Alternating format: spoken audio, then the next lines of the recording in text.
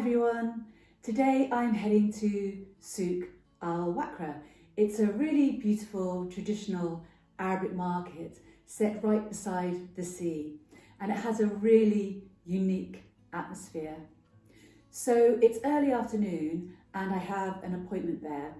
Now, most of the market shops don't actually open until around 4 p.m, so it's going to be quite empty. But I thought this would be a great opportunity to show you the really gorgeous architecture and focus on the physical beauty of the buildings and the location without the distractions of like crowds and market vendors and everyone selling their wares. It'd just be nice to see it in that kind of raw, quiet state. The whole souk feels almost like a maze. You'll see for yourself when I get some videos. Like one pathway leads into another narrow alleyway, and those alleyways suddenly turn into wide courtyards, shaded with beautiful green trees. And everywhere you look, there are textured walls and beautiful, beautiful wooden doors. I really have my eye out for doors a lot. Elegant arches and little glimpses through windows that make you curious about what's beyond them. It's just lovely. I love how rustic and atmospheric it feels. And I always think that walking through there, actually, it feels like some kind of movie set, or that you're in some kind of really beautiful novel, set in the Middle East. It's just lovely. Eventually the paths lead down towards the sea, where the water sparkles in beautiful shades of turquoise and deep blue. And along the seafront there are lots of pretty cafes and restaurants. It's a great place to, socialise and enjoy the atmosphere and the view. So I'm really looking forward to showing you. And as usual, when I get back, I'm going to have a little talk about something, and this time it's about something connected to all of this. It's the importance of training your mind to actively notice beauty and positive experiences, to become more open to them rather than moving through life without really seeing or appreciating what's around you. So I'm off now to explore the souk, take everything in, and I'll share more with you afterwards.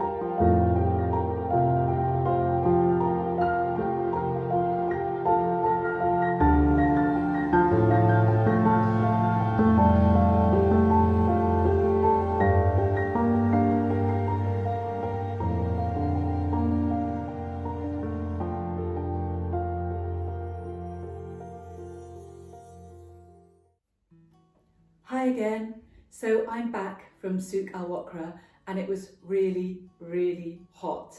It's that real intense heat of the day and I'm literally still cooling down. And it was also predictably empty, but I almost felt a glorious sense of being, lost in it all.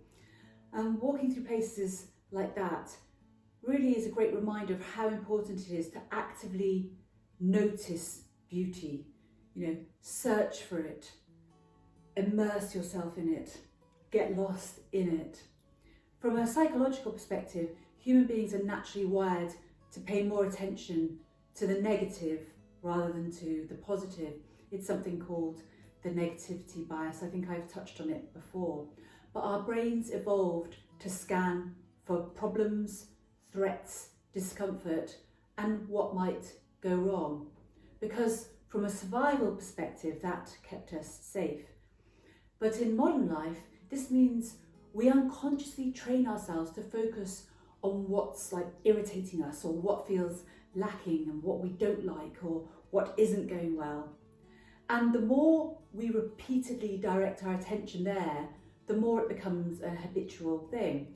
So over time, that way of seeing the world can become our default mode, and it's not really that great for us.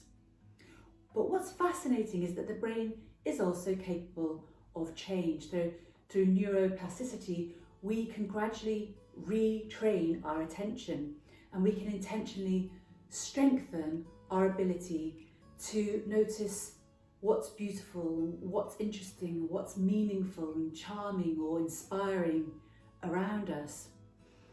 And that certainly does not mean ignoring difficulty or pretending that life is perfect. It simply means broadening our awareness so we generally allow the positive to take up a large part of our headspace. Like walking through the Souk today, there were so many small things to appreciate. The texture of the walls, the beautiful arches, the open doors, the way the sunlight moved through the narrow alleyways, and the contrast between the earthy buildings and then the bright turquoise sea. So the details in places like this are always there, but we don't always see them or appreciate them. And it actually reminds me of my hometown Shrewsbury in the UK where I grew up.